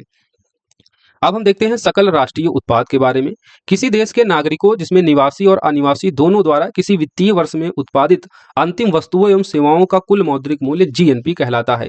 जीएनपी बराबर होता है जीडीपी प्लस विदेशों से होने वाली आय। अब यहाँ पर जीडीपी में क्या था, जीडीपी में केवल भौगोलिक सीमा को शामिल किया जा रहा था। यानी भौगोलिक सीमा से बाहर अगर उस देश का व्यक्ति, मान लीजिए कोई सऊदी अरब में काम कर रहा है, पैसा कमा रहा है, तो उसको आप जीडीपी में नहीं काउंट करोगे, क्योंकि सऊदी अरब की जो सीमा है वो भारत की भौगोलिक सीमा से बाहर हो गई है, तो उसको आप जीडीपी में काउंट नहीं करोगे। जीडीपी में वही चीजें काउंट होती हैं जो भौगोलिक सीमा के अंदर उनका जो है मूल्य उत्पाद किया जा रहा है, राइट।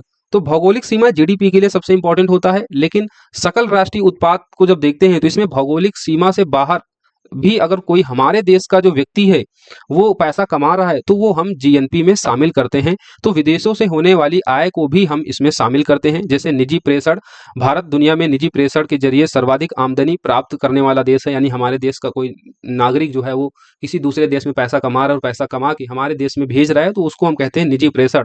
और इस मामले में भारत पूरी दुनिया में सबसे आगे है। भारत एक ऐसा देश हो गया है जो 100 अरब अमेरिकी डॉलर से ज्यादा निजी प्रेषण प्राप्त करने वाला देश है। हम लोग करंट अफेयर्स में इसमें चर्चा करेंगे। तो विदेशों से होने वाली आय में शामिल है निजी प्रेषण, विदेशी ऋणों का जो ब्याज होता है।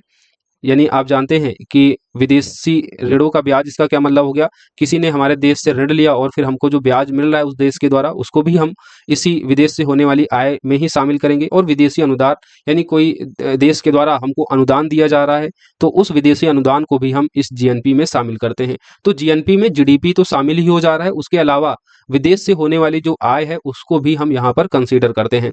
हालांकि अब आप सोच रहे होंगे कि सर जीएनपी जो होगी वो जीडीपी से ज्यादा होगी, क्योंकि यहाँ पर जीडीपी में हम विदेश से होने वाली आय को भी कंसीडर कर रहे हैं। लेकिन आपको एक चीज याद रखना है कि भारत का जो जीएनपी है वो जीडीपी से हमेशा ही कम होता है। कारण क्या है कि भारत को विदेशों से ऋणात्मक आय होती है।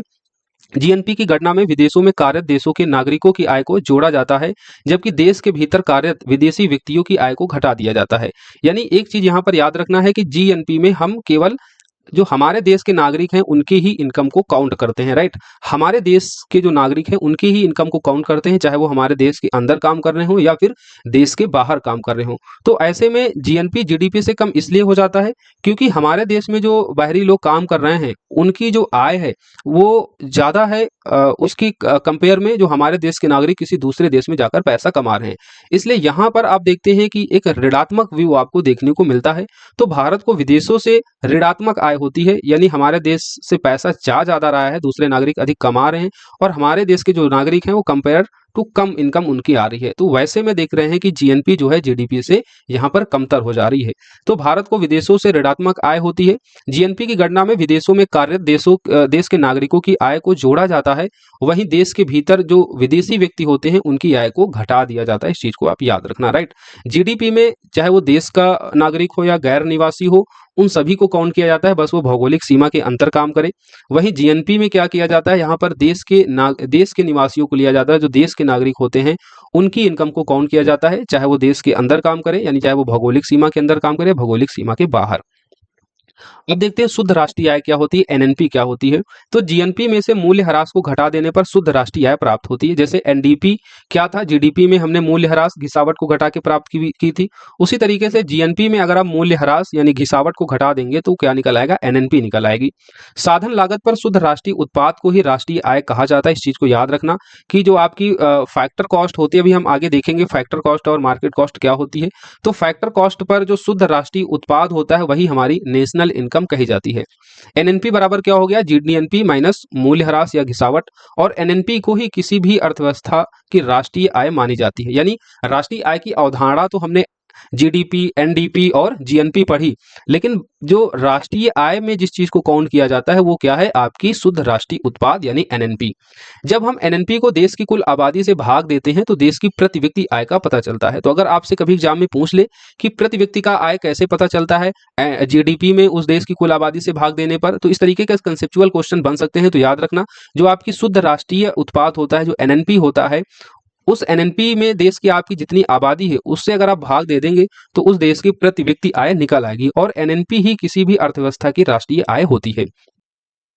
अब हम राष्ट्रीय आय की लागत और मूल्य के बारे में जान लेते हैं।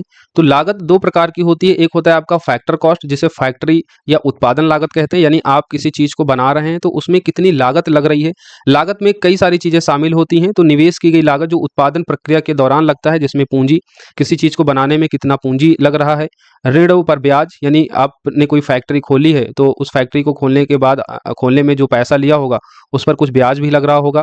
कच्चा माल जो होता है उसकी जो कीमत होती है। श्रम, यानी कोई चीज बनाई जा रही है तो उसमें श्रम शक्ति इन्वॉल्व होती है। उस लैंड का किराया, बिजली, ये सभी चीजें जो हैं फैक्टर कॉस्ट होती हैं। अगर कोई चीज आप बना रहे हैं, किसी चीज का उत्पादन कर रहे हैं, तो ये फैक्टर कॉस्ट होती है। और जब फैक्टर कॉस्ट में आप जो इनडायरेक्ट टैक्स और सब्सिडी इन्वॉल्व कर देते हैं तो वो मार्केट कॉस्ट हो जाती है, बाजार लागत हो जाती है। और हमारे पास जो चीजें आती हैं, आप जानते हैं ना, एमआरपी लिखा होता है, यानी वो मार्केट प्राइस होता है। मार्केट प्राइस में फैक्टर कॉस्ट और ये इनडायरेक्ट जो टैक्स होते हैं वो इन्वॉल्व हो जाते हैं, राइट। तो अभी तो कहते हैं कि आप डायरेक्ट फैक्ट्री से सामान लेके आएंगे तो वो सस्ता मिलेगा। क्यों सस्ता मिलता है? क्योंकि वहां पर क्या होता है कि इनडायरेक्ट टैक्स इन्वॉल्व नहीं होता है। लेकिन जब सामान वो बाजार में आता है तो उसकी बाजार लागत होती है, उसमें आप इनडायरेक्ट टैक्स को भी देखते हैं। यहाँ पर सब्सिडी भी इन्वॉल्व होती है। मान लीजिए कोई प्रोडक्ट है, वो प्रोडक्ट बनाने के लिए जो कंपनी है उसको सरकार सब्सिडी दे रही है, तो सब्सिडी जब देती है तो उसकी लागत पर प्रभाव पड़ता है। जो उसकी लागत होती है वो कम हो जाती है, क्योंकि उसकी लागत को बैलेंस करने के लिए सरकार क्या करती है, फैक्टर कॉस्ट में भी अपनी भागीदारी निभाती है, कुछ पैसा जो है कंपनी को प्रोवाइड कराती है। जैसे हम लोग जो खाद वगैरह खरीदते हैं, खाद वगैरह बनाती तो प्राइवेट कंपनियां हैं, लेकिन उनको सब्सिडी दी जाती है। सब्सिडी देने के बाद जो है उस खाद का एक मूल्य निर्धारित किया जाता है कि इतने से ज्यादा वो नहीं बिकेगी, राइट। तो वैसे में सब्सिडी भी कॉस्ट को क्या करती हैं, प्रभावित करती हैं। तो कारक लागत में टोटल फैक्टर कॉस्ट होती है कि उस प्रोडक्ट को बनाने में कितना पैसा लग रहा है, उसमें जो उत्पादन प्रक्रियाएं शामिल होती हैं, पैसा, ऋणों पर ब्याज, कच्चा माल, श्रम, किराया, बिजली, ये सब चीजें। उसके बाद जो मार्केट प्राइस होता है, मार्केट कॉस्ट होता है, इसमें फैक्टर कॉस्ट में हम अप्रत्यक्ष और सब्सिडी को एड ऑन कर देते हैं। मूल्य भी दो प्रकार का होता है, एक स्थायी मूल्य होता है जिसको हम वास्तविक मूल्य कहते हैं, और दूसरा होता है चालू मूल्य, मौद्रिक मूल्य, अस्थायी मूल्य। आप पढ़ते हैं बजट कि वास्तविक मूल्य पर जीडीपी इतना और चालू मूल्य पर इतना जीडीपी। तो वास्तविक जो मूल्य होता है, इसमें मुद्रास्फीति को पहले किसी वर्ष में स्थिर माना जाता है और उसको वर्तमान की मुद्रास्फीति के अनुसार नहीं काउंट किया जाता है। एक आधार वर्ष तय किया जाता है। जैसे वर्तमान में जो आधार वर्ष है वो है 2011-12 का। तो इस 2011-12 में जो इन्फ्लेशन रही होगी उसको जोड़कर, उस आधार वर्ष 11-12 में जोड़कर जो है हम चीजों को काउंट करते हैं, उसका मूल्य निर्धारित करते हैं। वहीं जो मौद्रिक मूल्य, चालू मूल्य होता है, इसमें जो है हम करंट की जो इन्फ्लेशन होती है उसको ऐड करते हैं। तो इसकी गणना में वर्तमान और चालू मुद्रास्फीति जोड़कर किया जाता है। आप देखते होंगे कि जो वास्तविक मूल्य होता है वो तुलनात्मक रूप से मौद्रिक मूल्य से कम होता है, क्योंकि 2011-12 में इन्फ्लेशन कम थी, तो और उसका आधार वर्ष 2011-12 में वर्तमान की जो इन्फ्लेशन रेट है उसमें उसको नहीं जोड़ा जाता है। और जो मौद्रिक मूल्य, चालू मूल्य, अस्थायी मूल्य होता है, ये बदलता रहता जाता है। क्यों बदल जाता है? क्योंकि इन्फ्लेशन भी आप देखते हैं बदलती रहती है और इसमें वर्तमान की जो इन्फ्लेशन होती है, जो चालू मुद्रास्फीति है, उसको जोड़ा जाता है। तो मूल्य भी 2 प्रकार के हो गए। आधार वर्ष आपसे पूछा जाता है तो भारत के लिए आधार वर्ष वर्तमान में 2011-12 है। यदि किसी समय अवधि में कीमत तथा जो मौद्रिक आय है उसको अगर दोगुना कर दें तो वास्तविक आय अपवर्तित रहेगी। इस चीज को याद रखना। क्यों अपवर्तित रहेगी? क्योंकि बढ़ी हुई जो कीमतें होती हैं वो बढ़ी हुई मौद्रिक आय को प्रतिसंतुलित कर देती हैं। तो बढ़ी हुई कीमतें जो है वो मौद्रिक आय को प्रतिसंतुलित कर देती हैं अगर दोनों चीजें सेम लेवल पर बढ़ रही हैं। कीमत और मौद्रिक आय दोनों अगर बराबर बढ़ रही हैं तो आपकी वास्तविक आय में कोई फर्क नहीं पड़ेगा। ये चीज आप याद रखना। राइट। मौद्रिक आय और कीमत अगर बराबर बढ़ रही है बराबर समय अवधि में तो आपकी जो वास्तविक आय है उसमें कोई प्रभाव नहीं पड़ेगा, क्योंकि बढ़ी हुई कीमतें जो हैं उस मौद्रिक आय को संतुलित कर देती हैं। साधन या जिसको हम कारक लागत कहते हैं, फैक्टर कॉस्ट कहते हैं, इस पर शुद्ध राष्ट्रीय जो उत्पादन किया जाता है, बेसिकली यही आपका हमने आपको बताया था कि जो शुद्ध राष्ट्रीय उत्पाद है वही आपकी राष्ट्रीय आय है और राष्ट्रीय आय को हम साधन कारक लागत पर जो शुद्ध राष्ट्रीय उत्पादन है उससे हम काउंट करते हैं। तो इसको कैसे आप निकाल सकते हैं? तो जो जीएनपी होती है, जीएनपी अभी हमने बताया था सकल राष्ट्रीय उत्पाद में मूल्य ह्रास और जो आपकी इनडायरेक्ट टैक्स हैं इसको आप घटा दीजिए और सब्सिडी को आप जोड़ दीजिए तो आपकी साधन या फिर कह सकते हैं कारक लागत पर शुद्ध राष्ट्रीय उत्पाद निकल आएगा। तो शुद्ध राष्ट्रीय उत्पाद फैक्टर कॉस्ट पर जो शुद्ध राष्ट्रीय उत्पाद जो मार्केट कॉस्ट है उसमें अप्रत्यक्ष कर को घटा देंगे और सब्सिडी को जोड़ देंगे तो ये आपका निकल आएगा और यही आपकी क्या होती है? राष्ट्रीय इनकम होती है। तो शुद्ध राष्ट्रीय उत्पाद की गणना साधन साधन लागत यानी फैक्टर कॉस्ट पर की जाती है और इसे ही हम राष्ट्रीय आय कहते हैं। ये कई बार आपके एग्जाम में प्रश्न पूछा जा चुका है। भारत में राष्ट्रीय आय की गणना करने में असंगठित क्षेत्र एक समस्या है, क्योंकि असंगठित क्षेत्र में कार्य करने वाले लोगों की आय की गणना करने का कोई भी उचित उपकरण या तरीका नहीं है। असंगठित क्षेत्र अभी हमने बताया था जिसमें रोजगार की कोई शर्तें नहीं होती हैं, उनका कोई घंटा निर्धारित नहीं होता है, कोई उनकी इनकम निर्धारित नहीं होती, कोई उनकी सामाजिक सुरक्षा नहीं होती है। एक प्रकार से जो मजदूर होता है, स्वनियोजित मजदूर होता है, वही असंगठित क्षेत्र और भारत का अभी भी एक बड़ा हिस्सा असंगठित क्षेत्र में जुड़ा हुआ है और ऐसे में राष्ट्रीय आय की गणना करने में ये असंगठित क्षेत्र एक बड़ी समस्या है। राष्ट्रीय उत्पाद की गणना साधन लागत पर की जाती है और इसे ही राष्ट्रीय आय कहते हैं। It's very important. मैं फिर से इसको दोहरा रहा हूँ, याद रखिए। आपसे पूछा जाता है, आपसे ये भी फार्मूला पूछा जा चुका है कि साधन या फिर फैक्टर कॉस्ट पर शुद्ध राष्ट्रीय उत्पादन होता है। तो याद रखिएगा जो सकल राष्ट्रीय उत्पाद होता है उसमें मूल्यह्रास और अप्रत्यक्ष करों को घटा दिया जाता है और सब्सिडी को क्या किया जाता है? जोड़कर ये निकाला जाता है। अब कुछ इंपॉर्टेंट फैक्ट नीचे दिए गए हैं। जैसे 1998 में अर्थशास्त्र के लिए नोबेल पुरस्कार से सम्मानित अमर्त्य सेन द्वारा यह विचार व्यक्त किया गया था कि भविष्य में भारतीय नियोजन में वस्तुओं से अधिक व्यक्तियों पर ध्यान देना चाहिए। तो अमर्त्य सेन ने जो नोबेल पुरस्कार विजेता हैं अर्थशास्त्र के, जिनको 1998 में दिया गया था नोबेल पुरस्कार, इन्होंने क्या कहा था कि भविष्य में भारतीय नियोजन में वस्तुओं से ज्यादा हमें व्यक्तियों पर ध्यान देना होगा। तो ये चीज आपको याद रखना है, वस्तुओं से ज्यादा किस पर ध्यान देना होगा? व्यक्तियों पर ध्यान देना चाहिए भारतीय नियोजन में भविष्य के संदर्भ में, अमर्त्य सेन ने कहा था। प्रोफेसर राज कृष्णा ने 1981 में अमेरिकन इकोनॉमिक एसोसिएशन में बोलते हुए हिंदू वृद्धि दर का सर्वप्रथम प्रयोग किया था और हिंदू वृद्धि दर बेसिकली राष्ट्रीय आय या जीडीपी से संबंध रखती है। ये चीज याद रखना। हिंदू वृद्धि दर का सर्वप्रथम प्रयोग किसने किया? तो प्रोफेसर राज कृष्णा ने। कहां पर किया? अमेरिकन इकोनॉमिक एसोसिएशन में सन 1981 में। और ये जो हिंदू वृद्धि दर थी ये बेसिकली किसके संबंध में थी? तो भारत की राष्ट्रीय आय या जीडीपी के संबंध में थी। इस चीज को आप याद रखना। It's very important fact. Amartya Sen के संबंध में याद रखना कि भविष्य में भारतीय नियोजन में वस्तुओं से अधिक किस पर ध्यान देने की बात कही थी? व्यक्तियों पर ध्यान देने की बात कही थी। राष्ट्रीय आय किसे कहते हैं? तो शुद्ध राष्ट्रीय उत्पाद की गणना साधन लागत पर जो की जाती है उसी को हम राष्ट्रीय आय कहते हैं। राष्ट्रीय आय में समस्या क्या है? असंगठित क्षेत्र है। साधन या फिर जिसको हम कारक लागत फैक्टर कास्ट कहते हैं, इस पर शुद्ध राष्ट्रीय उत्पादन कैसे निकालते हैं? तो जो सकल राष्ट्रीय उत्पाद होता है उसमें आप सब्सिडी को जोड़ दीजिए और मूल्यह्रास और अप्रत्यक्ष कर को घटा दीजिए। राइट। बाकी सारी चीजें आप देख लीजिए, एक बार इसका रिवीजन कर लीजिए। इंपॉर्टेंट आज की एक क्लास थी, यहाँ से एक दो क्वेश्चन तो आपके एग्जाम में पूछे ही जाते हैं। सारा चीज हमने यहाँ पर आपको बताया, एक बेसिक कॉन्सेप्ट क्लियर किया अर्थव्यवस्था का, भारत की अर्थव्यवस्था का स्वरूप कैसा है, फिर मिश्रित अर्थव्यवस्था जो भारत की है उसकी क्या प्रमुख विशेषताएं हैं, अल्प विकसित अर्थव्यवस्था के बारे में कई बार पूछा गया है तो इसकी भी हमने विशेषताओं को यहाँ पर डिस्कस कर दिया है। भारत की जो अर्थव्यवस्था प्रति व्यक्ति आय के आधार पर है वो निम्न मध्यम आय की है।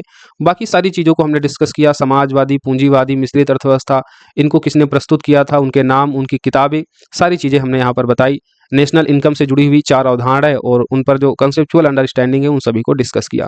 अब मिलेंगे हम लोग अपनी अगली क्लास में, जब तक आप लोग पढ़ते रहें, जहां वहाँ सुरक्षित रहें, अपना ध्यान रखें।